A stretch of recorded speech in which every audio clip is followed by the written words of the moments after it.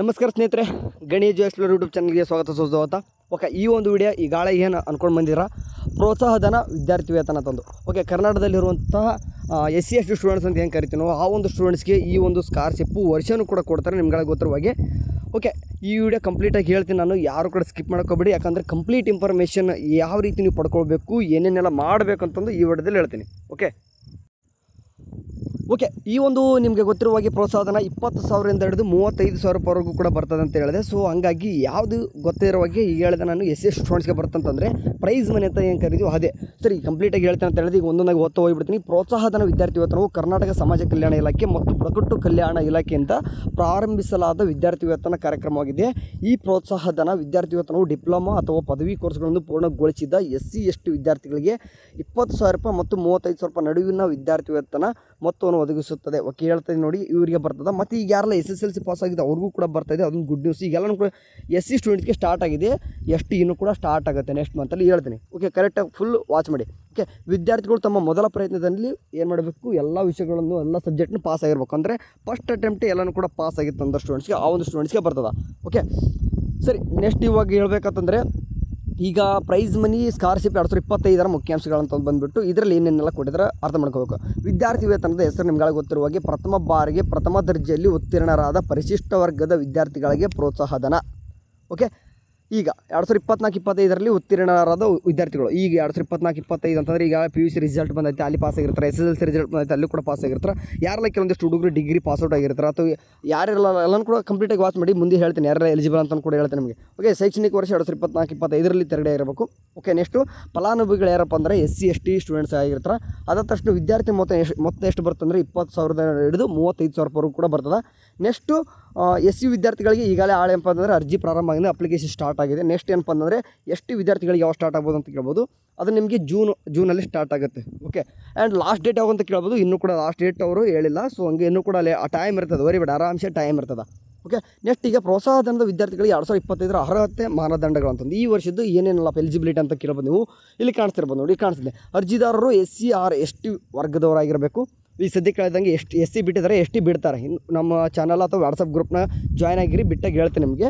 ಎಷ್ಟು ಅರ್ಜಿದಾರರು ತಮ್ಮ ಡಿಪ್ಲೊಮಾ ಅಥವಾ ಪದವಿಯನ್ನು ಕರ್ನಾಟಕದ ಯಾವುದೇ ಖಾಸಗಿ ಅಥವಾ ಸರ್ಕಾರಿ ಸಂಸ್ಥೆಯಿಂದ 2024-25 ಶೈಕ್ಷಣಿಕ ವರ್ಷದಲ್ಲಿ ಪೂರ್ಣಗೊಳಿಸಿರಬೇಕು. ಓಕೆ, ಈಗ ತಾನೇ ಈ ಗೌರ್ಮೆಂಟು ಅಥವಾ ಈ ಪ್ರೈವೇಟಲ್ಲಿ ಅಂದರೆ ಸರ್ಕಾರಕ್ಕೆ ಬೋರ್ಡ್ ಅಥವಾ ಏನು ಕರಿತೀವಿ, ಫಾರ್ ಎಕ್ಸಾಂಪಲ್ PU ಬೋರ್ಡಲ್ಲಿ ಪಾಸ್ ಆಗಿರ್ತಾರೆ, SLC ಬೋರ್ಡಲ್ಲಿ ಪಾಸ್ ಆಗಿರ್ತಾರೆ, ಅಥವಾ ಯಾವುದೋ ಒಂದು ಕರ್ನಾಟಕದಲ್ಲಿ ಒಂದು ಗೌರ್ಮೆಂಟ್ ಅಥವಾ ನಾನ್ ಗೌರ್ಮೆಂಟ್ ಆದರೂ ಕೂಡ ಕರ್ನಾಟಕದ್ದು ಅಂದರೆ ಗೌರ್ಮೆಂಟ್ಗೆ ರಿಲೇಟೆಡ್ ಆಗಿರಬೇಕು, ಅಫಿಲೇಟೆಡ್ ಆಗಿರುವಂಥ ಒಂದು ಯೂನಿವರ್ಸಿಟಿ ಇರಬೇಕು ಅಂಥ ಒಂದು ಸ್ಟೂಡೆಂಟ್ಸ್ ಕಲಿತವ್ರಿಗೆ ಅಂಥವ್ರು ಸ್ಟೂಡೆಂಟ್. ನೆಕ್ಸ್ಟು ಅರ್ಜಿದಾರರು ಮೊದಲ ಪ್ರಯತ್ನದಲ್ಲಿ ಎಲ್ಲ ಸೆಮಿಸ್ಟರ್ಗಳ ಎಲ್ಲ ವಿಷಯಗಳನ್ನು ವಿತರಣರಾಗಬೇಕು. ಫಾರ್ ಎಕ್ಸಾಂಪಲ್ ಎನ್ಯುವಲ್ ಸ್ಟೂಡೆಂಟ್ ಬರಲ್ಲ ಅಂತ ಅನ್ಬೋದು, ಎನ್ಯುವಲ್ ಸ್ಟೂಡೆಂಟು ಕೂಡ ಪಾಸ್ ಆಗಿದ್ದರೆ ಬರ್ತದೆ. ಅಂದರೆ ನೀವು ಯಾವುದೇ ಪಾಸ್ ಆಗಿರಂತಂದರೆ ಫಸ್ಟ್ ಕ್ಲಾಸಲ್ಲಿ ಪಾಸ್ ಆಗಿರಬೇಕು, ಪ್ರಥಮ ದರ್ಜೆಯಲ್ಲಿ ಪಾಸ್ ಆಗಿರಬೇಕು. ಈಗ ಜಸ್ಟ್ ಯಾರೆಲ್ಲ ಔಟ್ ಆಗಿರ್ತಾರೆ, ಫಾರ್ ಎಕ್ಸಾಂಪಲ್ SSLC ಔಟ್ ಆಗಿದ್ದಾರೆ, ಸೆಕೆಂಡ್ PUC ಔಟ್ ಆಗಿದ್ದಾರೆ, ಈ ಡಿಗ್ರಿ ಈಗ ಜಸ್ಟ್ ಪಾಸ್ಔಟ್ ಆದವ್ರಿಗೆ. ಆ್ಯಂಡ್ ಅಷ್ಟೇನಾ ಅಂತ ಕೇಳ್ಬೋದು ನಿಮಗೆ, ಇನ್ನೂ ಕೂಡ ಇರ್ತದೆ, ಕೇಳಿಸೋರಿ. ಆ್ಯಂಡ್ ಅರ್ಜಿದಾರರು ಡಿಪ್ಲೊಮಾ ಅಥವಾ ಪದವಿಯಲ್ಲಿ ಪ್ರಥಮ ದರ್ಜೆಯನ್ನು ವಿಭಾಗವನ್ನು ಸಾಧಿಸಿರಬೇಕು. ಆ್ಯಂಡ್ ಈಗಾಗಲೇ SLC PUC ಕೂಡ ಇದರಲ್ಲಿ ಆ್ಯಡ್ ಆಗಿದೆ. ಓಕೆ, ಸೊ ನೆಕ್ಸ್ಟ್ ಈಗ ಇಲ್ಲಿ ಅರ್ಥ ಮಾಡ್ಕೋಬೇಕು ಯಾರಪ್ಪ ಅಂದರೆ, ಫಾರ್ ಎಕ್ಸಾಂಪಲ್ 3 ವರ್ಷಗಳ ಪಾಲಿಟೆಕ್ನಿಕ್ ಡಿಪ್ಲೊಮಾ ಮಾಡಿದವ್ರಿಗೆ 20,000 ರೂಪಾಯಿ ಬರ್ತದೆ. ಎಷ್ಟು ದುಡ್ಡು ಬರ್ತದೆ ಅಂತಂದರೆ ನಿಮ್ಗೆ ಹೇಳ್ತಾ ಹೋಗ್ತಿದ್ದೀನಿ. ಓಕೆ, ಆ್ಯಂಡ್ ಈ ಫಾರ್ ಎಕ್ಸಾಂಪಲ್ SC/ST ಅಂದರೆ ಈಗ PUC ಅವ್ರಿಗೆಲ್ಲ ಎಷ್ಟು ಬರ್ತದೆ ಅಂದರೆ ಇವರಿಗೆ ಫಾರ್ ಎಕ್ಸಾಂಪಲ್ 7,000 ಕೊಡ್ತಾಯಿದ್ದಾರೆ. ಸೊ ಅದರಲ್ಲಿ ಆ್ಯಡ್ ಮಾಡಿಲ್ಲ, ಇದರಲ್ಲಿ ಅರ್ಥ ಮಾಡ್ಕೊಂಡು ಹೋಗಿ. ಓಕೆ, ನೆಕ್ಸ್ಟ್ ಪದವಿ ಯಾರೆಲ್ಲ ಡಿಗ್ರಿ ಕಲ್ತಿದ್ರು ಅವ್ರಿಗೆ 25,000 ರೂಪಾಯಿ ಕೊಡ್ತಾಯಿದ್ದಾರೆ. ಆ್ಯಂಡ್ MA, ಓಕೆ, ಯಾರೆಲ್ಲ MA MSc ಇತ್ಯಾದಿ ಸ್ನಾತಕೋತ್ತರ ಕೋರ್ಸ್ಗಳು 30,000 ರೂಪಾಯಿವರೆಗೂ ಕೂಡ ನೀವು ಕೊಡ್ತಾಯಿದ್ದಾರೆ. ನೆಕ್ಸ್ಟ್ ಈ ಕೃಷಿ, ಇಂಜಿನಿಯರಿಂಗ್, ವೆಟರ್ನರಿ ಮೆಡಿಸಿನ್, ಇದರಲ್ಲಿ ನರ್ಸಿಂಗ್ ಸ್ಟೂಡೆಂಟ್ಸ್ ಕೂಡ ಬರ್ತಾರೆ. ಇಲ್ಲಿ ಯಾರಾದರೂ ಪಾಸ್ ಆಗಿತ್ತಂದರೆ 35,000 ರೂಪಾಯಿ ಕೊಡ್ತಾರೆ. Okay, wait 1 minute. ಓಕೆ, ಇಲ್ಲಿ ನೋಡಿ ನಿಮಗೆ ಕ್ಲಿಯರ್ ಆಗಿರುವಂಥ ಒಂದು ಪಿಕ್ಚರ್ ಕಾಣಿಸ್ತಾ ಇದೆ. ಏನಪ್ಪ ಅಂತಂದರೆ SSLC ಯಾರೆಲ್ಲ 60 to 75% ಯಾರೆಲ್ಲ ಮಾಡ್ಕೊಂಡಿದ್ರೆ ನಿಮಗೆ 7,000 ರೂಪಾಯಿ ಸಿಗುವಂಥದ್ದು.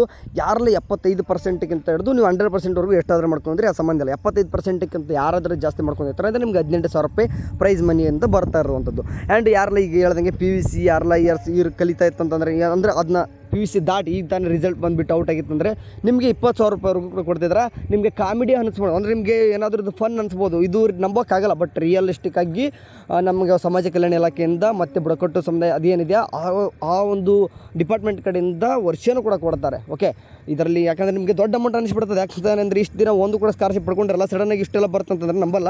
ಸೊ 100% ಬರ್ತದೆ, ವರಿಬೇಡ. ಓಕೆ, ನೆಕ್ಸ್ಟ್ ಹೇಳ್ದಂಗೆ ಎಲ್ಲನೂ ಕೂಡ ಈಗ ಕ್ಲಿಯರಾಗಿ ಕಾಣಿಸ್ತಿದೆ ಯಾವ ಕೋರ್ಸ್ಗೆ ಏನೇನು ಬರ್ತಂತಂದ್ರು. ಓಕೆ, ಡಿಗ್ರಿ BA DNK ಮಾಡಿತ್ತಂದರೆ 25,000 ರೂಪಾಯಿ. And any post graduation courses for like example ನಿಮ್ಗೆ ಹೇಳ್ತಂದರೆ MA MSc MCom ಮತ್ತು MCS ಈ ರೀತಿ ಮಾಡ್ತಂದರೆ 30,000 ರೂಪಾಯಿ. ಹೇಳ್ದಂಗೆ ಈಗ ಅಗ್ರಿಕಲ್ಚರ್, ಇಂಜಿನಿಯರಿಂಗ್, ವೆಟರ್ನರಿ, ಮೆಡಿಸಿನ್ ಬರುವಂಥ ಯಾವುದೇ ಒಂದು ಕೋರ್ಸ್ ತೊಗೊರಿ. ಲೈಕ್ ಎಕ್ಸಾಂಪಲ್ ನಿಮಗೆ B Pharma, D Pharma, nursing ಈ ಥರ ಒಂದು MBBS ಯಾವುದಾದ್ರೂ ತೊಗೊರಿ. ನಿಮ್ಮ ಮೆಡಿಸಿನಲ್ಲಿ ಬರುವಂಥ ಕೋರ್ಸಸ್ಗಳಿಗೆ 35,000 ರೂಪಾಯಿ ಕೊಡ್ತಿದ್ದಾರೆ. ಓಕೆ, ಈಗ ಅರ್ಥ ಆಯ್ತು ಅನ್ಕೊಂತೀನಿ ಎಷ್ಟೆಷ್ಟು ಅಮೌಂಟ್ ಬರುತ್ತೆ ನಿಮ್ಗೆ ಮತ್ತು ಒಂದು ಕ್ಲಿಯರ್ ಪಿಕ್ಚರ್ ಅಂತ ಸಿಕ್ತು. ಓಕೆ, ಅದಾದ ತಕ್ಷಣ ನಿಮಗೆ ಈ ಅಪ್ಲಿಕೇಶನ್ ಹಾಕಕ್ಕೆ ಏನೆಲ್ಲ ಡಾಕ್ಯುಮೆಂಟ್ಸ್ ಬೇಕಂದ್ರೆ ನೀವು ಕೇಳ್ಬೋದು. ಓಕೆ, ನಿಮಗೆ ಏನೇನೆಲ್ಲ ಬೇಕಂತಂದರೆ ಡಾಕ್ಯುಮೆಂಟ್ಸ್ ಇಲ್ಲಿ ಕಾಣಿಸ್ತಿದೆ ನೋಡಿ. ನಿಮಗೆ ಜಾತಿ ಮತ್ತು ಆದಾಯ ಪ್ರಮಾಣ ಪತ್ರ ಇದು ಬೇಕೇ ಬೇಕು. ಯಾಕಂತಂದರೆ ನಿಮಗೆ ಜಾತಿ ಅದರ ಮೇಲೇ ಕೊಡ್ತಾ ಇರೋದಲ್ವಾ. ಸೊ ಹಂಗಾಗಿ ನೆಕ್ಸ್ಟು SSLC ಮಾರ್ಕ್ಸ್ ಕಾರ್ಡ್ ಬೇಕಾಗ್ತದೆ. ನೆಕ್ಸ್ಟ್ ಅಂದರೆ ಸೆಕೆಂಡ್ PUC ಅಥವಾ ಡಿಪ್ಲೊಮಾ ಮಾರ್ಕ್ಸ್ ಕಾರ್ಡ್ ಅಂದರೆ ನೀವು ಯಾವಲ್ಲಿ ಇದ್ದೀರಾ. ಫಾರ್ ಎಕ್ಸಾಂಪಲ್ ಈಗ ಏನಾದರೂ ಅಂದರೆ ಈಗ SLC ಮುಗಿಸೋಯ್ತು ಅಂತಂದರೆ ಜಸ್ಟ್ SLC ಮಾರ್ಕ್ಸ್ ಕಾರ್ಡ್ ಅಷ್ಟೇ. ಈಗೇನೋ PUC ಮುಗಿಸ್ಕೊಂಡು ಹೋಯ್ತು ಅಂದರೆ SLC PUC ಎರಡು ಕೂಡ ಬೇಕಾಗ್ತದೆ. ಇದನ್ನು ಕೇಸ್ ಡಿಗ್ರಿ ದಾಟ್ಕೊಂಡು ಹೋಯ್ತು ಅಂತಂದರೆ ಪ್ರಿವಿಯಸ್ ಎಲ್ಲನೂ ಕೂಡ ಸೆಮ್ ಮಾರ್ಕ್ಸ್ ಕಾರ್ಡ್ ಬೇಕಾಗ್ತದೆ. ಓಕೆ, ಅಂದರೆ ಪದವಿ ಮಾರ್ಕ್ಸ್ ಕಾರ್ಡ್ಗಳು ಎಲ್ಲ ಸೆಮಿಸ್ಟರ್ಗಳದ್ದು ಬೇಕಾಗ್ತದೆ. ಅಂದರೆ ಈ ರೀತಿಯಾಗಿ ಫಾರ್ ಎಕ್ಸಾಂಪಲ್ ಈಗ ನಾನು SLC ಮುಗಿಸಿದ್ರೆ ಬರ್ತಾರೆ ನಮಗೆ ಇಲ್ಲಿ PUC ಮಾರ್ಕ್ಸ್ ಕಾರ್ಡ್ ಅನ್ಬೋದು. ಅವ್ರು ನಿಮಗೆ ಅವಶ್ಯಕತೆ ಇಲ್ಲ, ಯಾಕಂದರೆ ನೀವು ಒಂದು ಬಂದಿಲ್ಲ, ನೀವು SLC ಇದ್ದರೆ ಸಾಕ್ಸೋದಕ್ಕೆ. ಸೊ ಆ ರೀತಿ ಹಂಗೆ ಆಧಾರ್ ಕಾರ್ಡ್ ಬೇಕಾಗ್ತದೆ. ಆ್ಯಂಡ್ ಬ್ಯಾಂಕ್ ಪಾಸ್ಬುಕ್ ಪುಸ್ತಕ ಅಂದರೆ ಈ ಫ್ರಂಟ್ ಪೇಜ್ ಬ್ಯಾಂಕ್ ಪಾಸ್ಬುಕ್ದು ಫ್ರಂಟ್ ಪೇಜ್ ಏನು ಕರಿತೀವಿ ಅದು ಬೇಕಾಗ್ತದೆ. ಅಲ್ಲಿ ನಿಮ್ಗೆ ಏನಿರ್ತದೆ ಒಂದು ಅಕೌಂಟ್ ನಂಬರ್ ಮತ್ತು IFSC ಕೂಡ ಇರ್ತದೆ. ಅದಕ್ಕೆ ನಿಮ್ಮದು ಅಮೌಂಟ್ ಹಾಕ್ತಾರೆ, ಸಡನ್ನಾಗಿ ಹಾಕ್ಬಿಡ್ತಾರೆ ನಿಮಗೆ. ಅಂದರೆ ಕೆಲವೊಂದು ಟೈಮ್ ನಿಮಗೆ ಸ್ಟೇಟಸಲ್ಲಿ ನಿಮಗೆ ನೋಡ್ತಿರ್ಬೇಕು, ಸರಿಯಾಗಿ ನಿಮಗೆ ಯಾವುದೇ ರೀತಿ ಕ್ಲಾರಿಫಿಕೇಶನ್ ಸಿಗೋಲ್ಲ. ಫಾರ್ ಎಕ್ಸಾಂಪಲ್ SSB ಥರ ಕ್ಲಾರಿಫಿಕೇಶನ್ ಸಿಗ್ತಾ ಇರಲ್ಲ. ಸೊ ಸಡನ್ನಾಗಿ ಅಮೌಂಟ್ ಕ್ರೆಡಿಟ್ ಆಗಿಬಿಡ್ತದೆ. ಸೊ ಹಂಗಾಗಿ ಕರೆಕ್ಟಾಗಿರುವಂಥ ಒಂದು ಅಕೌಂಟ್ ನಂಬರ್ ಅಂದರೆ IFSC ಕೋಡ್ ಕಾಣುವಾಗೆ, ಅಕೌಂಟ್ ನಂಬರ್ ಮತ್ತು IFSC ಕೋಡ್ ಕಾಣುವಾಗೆ ನಿಮ್ಮ ಒಂದು ಫ್ರಂಟ್ ಪೇಜ್ ಇರಬೇಕದು. ನೆಕ್ಸ್ಟ್ ಅರ್ಜಿದಾರರ ಫೋಟೋ, ಇತ್ತೀಚೆಗೆ ಒಂದು ಭಾವಚಿತ್ರಗಳನ್ನು ಏನು ಕರಿತೀವಿ ಫೋಟೋ ಇರಬೇಕಾಗುತ್ತೆ ಅಷ್ಟೇ. ಸರಿ, ನೀವು ಅಪ್ಲಿಕೇಶನ್ ಹಾಕ್ಬೇಕಂತಂದರೆ ಏನು ಮಾಡಬೇಕಂತಂದರೆ ಸಿಂಪಲ್ ಏನಿಲ್ಲ, ನಿಮ್ಮ ಸಮಾಜ ಕಲ್ಯಾಣ ಇಲಾಖೆ ಯಾವುದೇ ಒಂದು ಡಿಪಾರ್ಟ್ಮೆಂಟ್ ಇದೆ, ಅಲ್ಲಿ ಹೋಗ್ಬಿಟ್ಟು ನೀವು ಏನಾದಪ್ಪ ಫಸ್ಟ್ ಟೈಮ್ ಏನೋ ಯೂಸ್ ಕೊಡ್ತಾರೆ ಲಾಗಿನ್ ಆಗಿಬಿಟ್ಟು ನೀವು ಜಸ್ಟ್ ಎಲ್ಲನೂ ಕೂಡ ಕೇಳ್ತಾರೆ. ಸ್ಟೆಪ್ 1 ಸ್ಟೆಪ್ 2 ಎಲ್ಲನೂ ಕೂಡ ಇದ್ದಾವೆ. ಅಂತಂತವಾಗಿ ಅಪ್ಲಿಕೇಶನ್ ಹಾಕಿದ್ರೆ ಫೋನಲ್ಲಿ ಹಾಕ್ತೀರ ಅಂತಂದ್ರೆ ಹಾಕಿರಿ, ನಾನೇನು ಬೇಡನಲ್ಲ. ಬಟ್ ಬೆಟರ್ ಏನಂತಂದ್ರೆ ಇಷ್ಟು ಅಂದರೆ ದೊಡ್ಡ ಅಮೌಂಟ್ ಬರ್ತದೆ ಅದರಲ್ಲಿ ಬೇರೆ ಫಿಕ್ಸ್ ಬರುವಂಥದ್ದು ಅಮೌಂಟ್. ಓಕೆ, ಯಾವುದೇ ರೀತಿಯಾಗಿ ಸುಮ್ಮನೆ ಯಾವುದೋ ಒಂದು NGO ಅಂತ ಕರಿತೀವಿ, ಅಂದರೆ ನಾನ್ ಗೌರ್ನಮೆಂಟ್ ಆರ್ಗನೈಸೇಷನ್ ಯಾವುದೊಂದು ಕೊಡುವಂಥದ್ದಲ್ಲ, ಗೌರ್ನಮೆಂಟೇ ಕೊಡ್ತಾ ಇದೆ. ಯಾವ ಒಂದು ಸ್ಟೂಡೆಂಟ್ ಒಬ್ಬರೇ ಒಂದು ಸ್ಟೂಡೆಂಟ್ ಕೂಡ ಮಿಸ್ ಆಗಲ್ಲ. ಯಾರೆಲ್ಲ ಈಗ ಫಸ್ಟ್ ಅಂದರೆ ಪ್ರಥಮ ದರ್ಜೆಯಲ್ಲಿ ಯಾರೆಲ್ಲ ಪಾಸ್ ಆಗಿರ್ತಾರೋ ಆ ಒಂದು ಸ್ಟೂಡೆಂಟ್ಸ್ಗೆ ಎಲ್ಲರೂ ಕೂಡ ಬರುವಂಥದ್ದು. ಸೊ ಹಂಗಾಗಿ ನೀವು ನೆಗ್ಲಿಜೆನ್ಸಿ ಮಾಡೋಕ್ಕೆ ಹೋಗಬೇಡಿ. ಸಾಧ್ಯ ಆಗಿತ್ತಪ್ಪ ಅಂದರೆ ನಿಮ್ಮ ಒಂದು ನಿಯರ್ ಯಾವುದಾದ್ರೂ ಒಂದು ಸೈಬರ್ ಸೆಂಟರ್ ಅಂತಂದರೆ ಹೋಗ್ಬಿಟ್ಟು ಅಪ್ಲಿಕೇಶನ್ ಹಾಕಿ. ಓಕೆ, ಏನಾಗಲ್ಲ, ಒಬ್ಬ ಬಂದರೆ ಒಂದು 100 ರೂಪಾಯಿ ಹೋಗ್ಬೋದು, ನಿಮಗೆ ಜಾಸ್ತಿ ಅಂದರೆ 100 ರೂಪಾಯಿ ಹೋಗುತ್ತೆ ಅಷ್ಟೇ. ಹೋಗಿ ಚೆನ್ನಾಗಿ ಹಾಕಿಕೊಡ್ತಾರೆ, ಅಂದರೆ ನಿಮಗೆ ಯಾವುದೇ ರೀತಿ ತೊಂದರೆ ಆಗಲ್ಲ, ಯಾಕಂದರೆ ಅವ್ರಿಗೆ ಗೊತ್ತಿರ್ತದೆ. ಓಕೆ, ಸೊ ಹಂಗಾಗಿ ಹೇಳ್ತಿದ್ದೀನಿ ಅಪ್ಲಿಕೇಶನ್ ಹಾಕಿ ಎಲ್ಲರೂ ಕೂಡ ಬರ್ತದೆ. ಆ್ಯಂಡ್ ಅದೆಲ್ಲರೂ ಕೂಡ ಸದುಪಯೋಗ ಪಡಿಸ್ಕೊಳ್ಳಿ ಅಂತ ಹೇಳ್ತಿದ್ದೀನಿ. ಓಕೆ, ಸೊ ಇದರಿಂದ ಏನಪ್ಪ ಅಂದರೆ ಹುಡುಗರಿಗೆ ಹೇಳಿ ಲಾಸ್ಟ್ ಡೇಟ್ ಇನ್ನೂ ಕೂಡ ಕನ್ಫರ್ಮೇಷನ್ ಆಗಿಲ್ಲ, ಈ ವಿಡಿಯೋ ಶೇರ್ ಮಾಡಿ. ಓಕೆ, ಸಿಂಪಲ್ ಯಾಕಂದ್ರೆ ಸ್ವಲ್ಪ ಅರ್ಥ ಆಗುತ್ತೆ ಎಲ್ಲರೂ ಕೂಡ. ಓಕೆ, ಆ್ಯಂಡ್ ಮೋರ್ ಅಪ್ಡೇಟ್ಗೋಸ್ಕರ ವಾಟ್ಸಪ್ ಚಾನಲ್ ಇದೆ, ಚಾನಲ್ಗೆ ಜಾಯ್ನ್ ಆಗಿ ಮುಂದೆ ಇದ್ರ ತಕ್ಕಂಗೆ ಏನಾದರೂ ಒಂದು ಅಪ್ಡೇಟ್ಸ್ಗಳು ಬಂದಾಗ ನಿಮ್ಗೆ ಹೇಳ್ತಾ ಇರ್ತೀನಿ. ಆ್ಯಂಡ್ ಎಷ್ಟು ಸ್ಟೂಡೆಂಟ್ಸು ಕೂಡ ನೆಕ್ಸ್ಟ್ ಬಿಡ್ತಾರೆ, SC ಸದ್ಯಕ್ಕೆ ಇರೋದು. ಆ್ಯಂಡ್ ಅದ್ರ ತಕ್ಕನಂಗೆ BC ಅಂದರೆ OBC ಸ್ಟೂಡೆಂಟ್ಸು ಕೂಡ SSBಲಿ ಏನೇನೆಲ್ಲ ಚೇಂಜಸ್ ಆಗ್ತಿರ್ತವೆ ಅವಾಗ ಹೋಗಿ ಹೇಳ್ತಿರ್ತೀವಿ. ಜಾಯ್ನ್ ಅಂತರೂ ಹಾಗಿರಿ, ಮುಂದೆ ನಿಮಗೆಲ್ಲ ಫಾಲ್ ಆಗಿರ್ತದೆ. Okay, thank you, have a nice day, bye.